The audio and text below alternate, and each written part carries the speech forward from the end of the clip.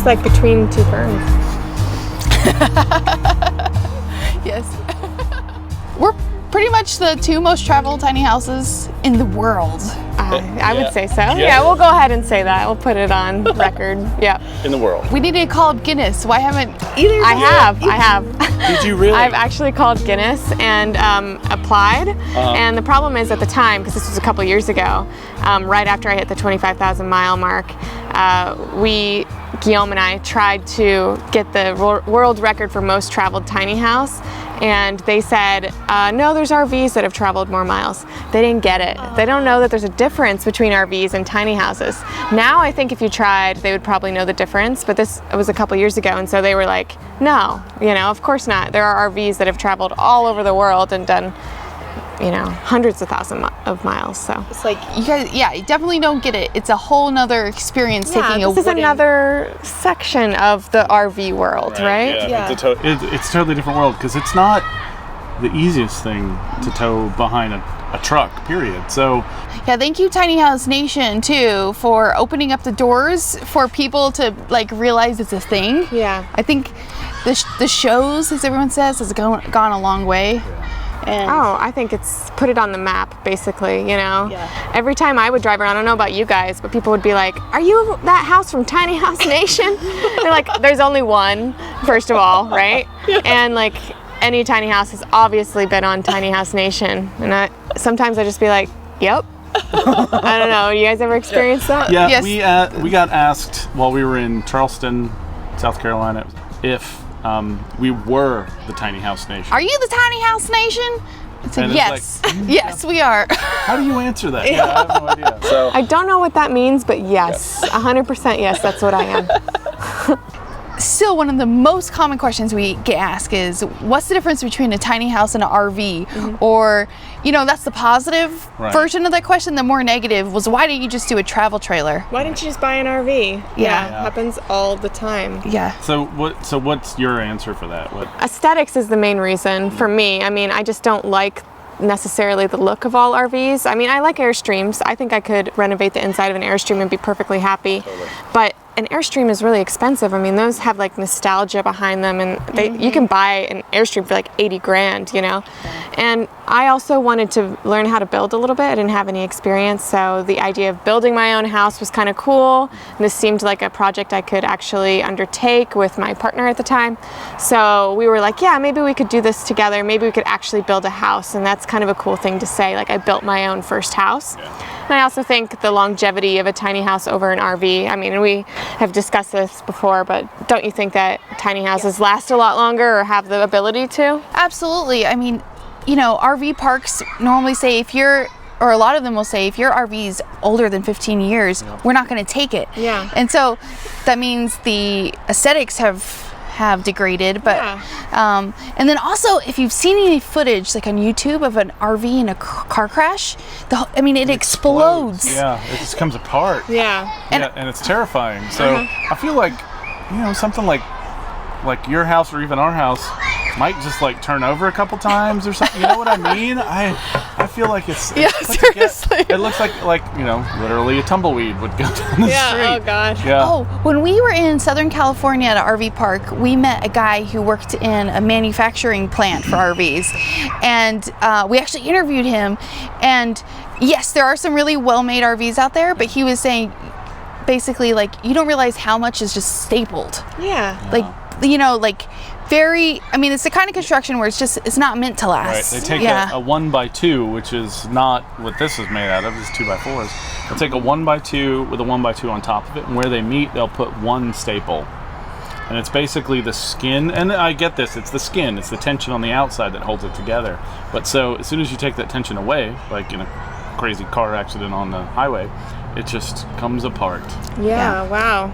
Yeah, it's insane. I mean, and the main purpose of an RV is for travel. I mean, that's why they're built. They're built to be lightweight and for travel, and that's not the main purpose of a tiny house. I mean, it's an ability that the tiny house have. Sure. But it's to me, not the main purpose. It's to have an efficient house that can travel and can save you money and can be environmentally friendly, and it's up to you what you do. Do you want it to be environmentally friendly? Do you want to have it as a minimalistic part of your life, as an economical part of your life, or as a travel part of your life? And that's why, in a way, they're more versatile.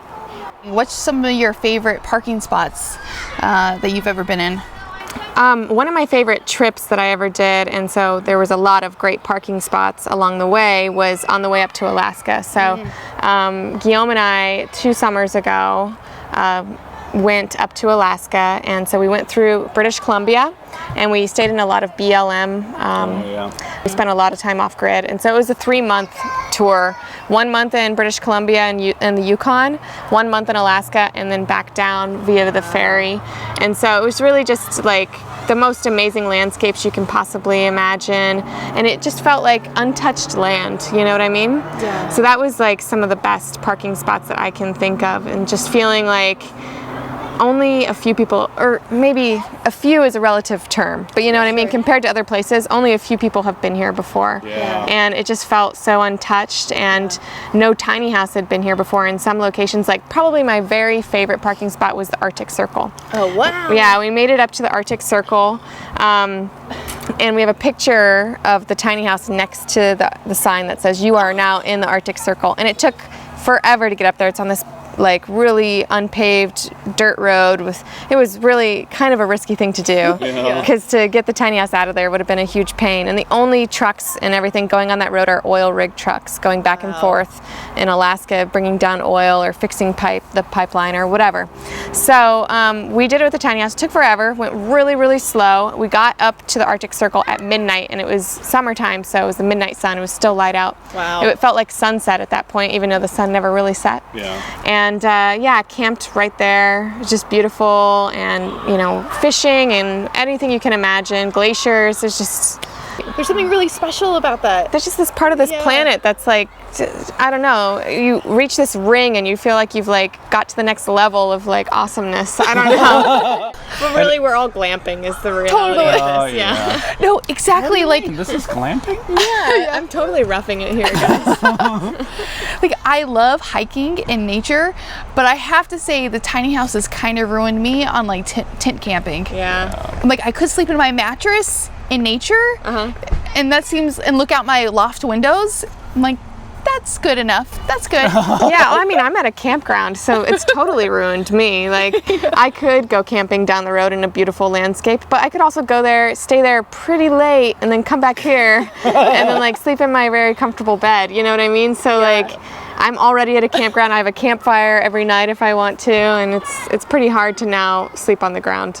Yeah. Right, cheers. We've both done a lot of open houses at this point, so let's talk about fun conversations, because one of the common conversations is the poopy talk. Well, the funny thing is that I've never in my life experienced complete strangers feel like this is a safe enough space to talk about how the toilet works, how you go to the bathroom, how you your do bowel movements. Yes, exactly. So what is it like? How many times do you go a day? Like, what if you have diarrhea? That's a question people actually ask me now in my life. It is. It's fascinating. This is obviously a tiny house thing, because it's not like we go into anyone's like traditional home. And we're like, so where do you poop? Yeah. What do you do when you have diarrhea? Can we talk about this? I'm just like, maybe I'll start doing that. Three of us have seen a ton of tiny houses at this point. It never gets old seeing someone's tiny house, because it's their self-portrait. Yeah. They're each different, or the way people interpret the layout and the floor plan and the way they customize it for their lifestyle. I mean, it's just amazing. Like, and actually, like, the upside is it's like so much fun to see, you know, what they did with the space, but the downside is you're like, oh, I never thought of that. Yeah. Oh, I keep upgrading mine. You guys, it's never done. Like I see somebody's house and I'm like, I might, you know, when I see your guys' like in person tomorrow, I'm gonna be like, oh my God, I love that. I'm doing it in mine. You know what I mean? Like you just see something and you're like, this is a great idea. True. But that's been one of my favorite things about our travel experience is pushing myself personally outside of my comfort zone. Oh, we and both done that. yeah, and I'm definitely less shy than I used to be and more comfortable in my own skin. And I think I want to hear your thoughts about this too, but I'm just blown away all the time by how many wonderful people that we've met and had conversations with that I would never in a million years had any reason to know them or to talk to them. Yeah. But somehow, even if it's just at a gas station. Right. Yeah, just because we've pulled this up and pulled a tiny house into a gas Yeah. station, and they're like, "What is this?" And they want to talk, and then they're like- very interesting. And, Yeah. Yeah, exactly. And so this is the cheesy thing I like to say all the time, but traveling in a tiny house, you're spreading smiles and starting conversations wherever you go, and often making new friends. And it's a little cheesy, but it's totally true. Oh, it is. And it's so funny you say that because I always like to say that like it puts a smile on everyone's face. I don't care who you are. Yes. If you see a rolling house going down the road, you're going to light up a little bit. And it might be because you think it's funny or ridiculous, or it might be because you think it's inspiring. And either way, it's made you think, right? Yes. And it's like put something in your mind, and then later on it might come back, or maybe it won't, but it put a smile on your face for that moment. So Yes. I don't know. It's sort of like a fun thing to be the like bringer of that joy, right? I am a bringer of joy. That sounds bad. You know, we touched on this earlier, but something that I think is super funny is that we say, so this is like an alternative to the traditional American dream, but I almost like want to push back on that because who says the American dream is bigger is better, right? And gaining more? Why? That's not the American dream. Isn't the more American thing pulling yourself up your bootstraps and making something happen for yourself? And isn't that what we're all doing? We're making something happen that's filling a need that's not available elsewhere. You know, the one thing I ask every once in a while, and maybe we should do something like this at the jam. It's like, how many people here in this room have built their own house? You know, That's a special thing. We raise our hand, and it's like it's just us. Yeah. So that used to be, pioneers. That was what it was. They would get a little piece of property, cut down all the trees on the property, and build their house with that. And that is something that people don't do anymore. No. You know, a custom house now is, here's your choice of 6 different countertops. Yeah. That's a custom house. Right, and 3 layouts. And 3 different layouts. Right. Yeah. And like tiny houses, none of them are the same. Even if we use the same plans in the same trailer, like there's no cookie cutter really industry yet. I mean, maybe somewhat it's getting there, but like for the most part, DIYers at least, we're all very much so in the customization realm. And Oh, yeah. Totally. The heart of the movement still for me is the DIYers. Of course, there's some wonderful builders out there, and not everyone has the ability or time, or to build their own house. But still, the DIYers inspired the other people. because there didn't used to be companies that built tiny houses. Exactly. It all used to be DIY. Yeah. So it started with DIYers. I mean, Jay Schaefer, right, is the father of the movement. Or Godfather is what I've heard. Godfather. But yeah, it's a funny thing, like how much it's come into something else almost. But I don't want to think of it as a bad thing that it's moving away from DIY. I think it's becoming more available to those people who can't be DIYers. Like the DIY is still the underground movement. It still will always be there. But I don't care how you get to the tiny house lifestyle. If you're there because you bought a used one, or you bought a new one, you customized your own, you built it, whatever, I don't care. Yeah. You're part of the movement, and I don't want people to feel like they're an outsider simply because they couldn't build their own. Absolutely. Amen to that. Yeah. Yes, exactly. Like we're DIYers, so of course, like that's where my heart is, but I'm so with you. And this is why we do the legal advocacy stuff, is I want more people to have the opportunity to have the choice. Yeah. And because the choices are just so limiting, in the housing market. Yeah. I have no problem also if the tiny house movement is not for you and you want to live in a big house, fine. Sure. But I think the real thing that I want people to think about who do that sort of thing, which is totally fine. Again, I want to reiterate that. No problem. But are you living outside of your means? Yeah. And if you are, is it hindering you and your life? And is that really what you want? Like having this big house, is it hindering your life and your passions? Is it making you have to work at a job you don't want to do? Right. Is it making you not travel as much as you want to, or support your kids, or whatever it is, you know what I mean? Because you're trying to have this big house and this certain like status. Yeah. Right. And maybe if it's not hindering you at all, fantastic, good Right. for you. Right. You know, but if it is, rethink it a little bit. I'm not saying you have to go to a tiny house. Yeah. Right. But I'm saying maybe you don't have to do what you're doing. Maybe there's something else you can be doing that'll make your life easier. It will simplify your life. Maybe what we're doing is empowering people to do more self-reflection, and that is very valuable. Yeah. I've always said I want kids coming out of college to know that they have other options. Yeah. You know, it's the right sizing. Right and- sizing. price, Yes. right. Yeah. Exactly. So, Yeah. you know, it's letting them know that there are more options There out are there. options, yeah.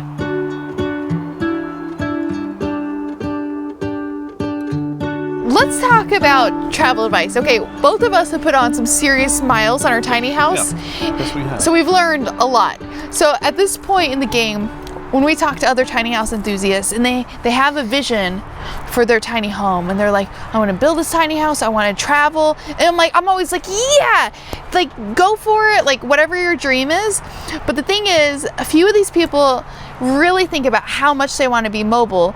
And I put it like that because a number of the folks will be like, I'm going to build a 30-foot tiny house and I'm going to take it on a road trip.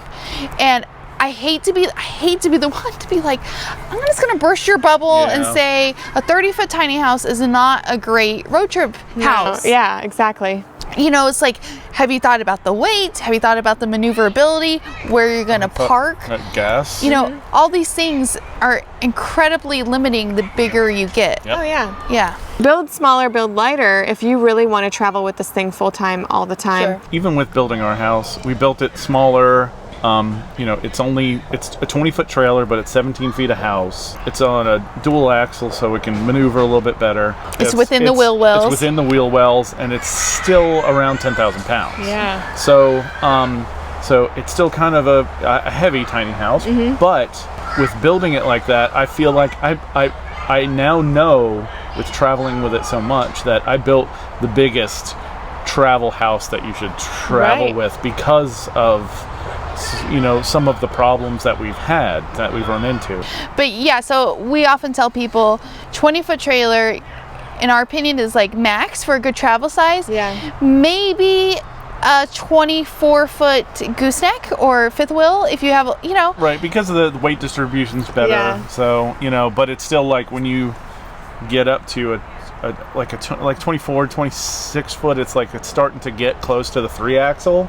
I mean, mine's about 10,000 pounds too, so ours is almost the same Yeah. as far as how much it weighs. Yeah. And maneuverability wise, it's about the same. And Right. that thing is a tank. It's like Yes. towing an elephant, is what I tell people. Like, seriously, like, Yeah. you Yeah, can have a bigger absolutely. tiny house, like Oh, sure. any I mean, size, if you you move can- it once in a while. But like full-time travel, yeah. It's a totally different thing. And so it's like, to me, when people ask me about, you know, making the transition to a tiny house, I ask them, how much do you want to travel? You know, Yeah. what are your priorities? You know, because like you said, are you looking to move it once in a while, or do you really want to be mobile? Because that's square one for how you got to approach the build. Yeah. And you know, and like, you know, we weren't fully aware of everything. We've learned a lot. Yeah. We got lucky. Our house has been a great travel house. Yeah. It could be better though, right? Like Yes. mine could be better too. It's one of those things. If Yeah. in our next tiny house, Yeah, that's Exactly. well. We'll have to do this sit down again Yeah. when we after we build the next one. yeah, I think I'm done, guys. I'm satisfied. right. Put it that way. That level of happiness, I can be okay with the mistakes I've made, and that's something Yeah. I also tell people when they are building their tiny house. I'm like, you're gonna make mistakes. You're gonna find things later that you wish you hadn't done. Embrace it and be happy with the mistakes and take it as a life lesson because it happens. That's Yeah. Right. It's never going to be perfect. Yeah. So true. I think no regrets. No regrets on the house. No regrets on the adventure. Oh hell no. Yeah. You know, what's failure? You know, failure Failure Really good. was having a good time, 2 right? years, Yeah. so, Failure was having a good time, and I know we both had a great time. Yeah. Going Right? to the Arctic Circle. Oh my God.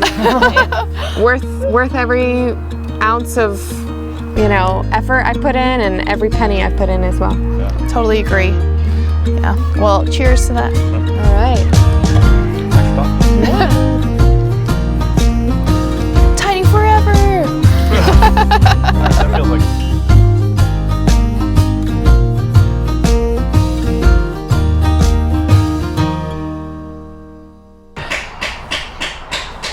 Neighbors. that gives me a chance. Yeah. Oh. Did you get that? I totally got that. Outtakes. Hey guys, it's Alexis. And Christian. Thank you very much for watching our video. Yes, and subscribing to our channel And don't forget to check out more tiny house stories. and tours. Oh, and don't forget to join us on Patreon.